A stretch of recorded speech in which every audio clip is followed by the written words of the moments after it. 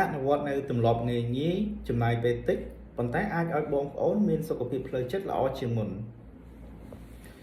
សុខភាពផ្លូវចិត្តក៏មានសារៈសំខាន់ដូចសុខភាពផ្លូវកាយទម្លាប់តូចៗងាយៗដែលយើងអាចធ្វើបានដូចជាការហាត់ប្រាណឲ្យបានទៀងទាត់ការទទួលយកពន្លឺថ្ងៃឲ្យបានគ្រប់គ្រាន់ការធ្វើសមាធិឬក៏យើងដកដង្ហើមជ្រៅរយៈពេល1នាទីទៅ5នាទីដើម្បីជួយសម្រួលដល់ផ្លូវអារម្មណ៍របស់យើងកាត់បន្ថយការមើលអេក្រង់ទូរស័ព្ទឬក៏អេក្រង់កុំព្យូទ័ររយៈពេលយូរនិងគេងឲ្យបានគ្រប់គ្រាន់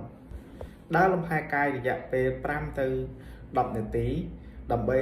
ជួយកាត់បន្ថយភាពតានតឹងផ្លូវចិត្តនិងជួយឲ្យដំណើរការខួរក្បាលរបស់យើងដំណើរការបានល្អចាប់ផ្ដើមគិតវិជ្ជមាន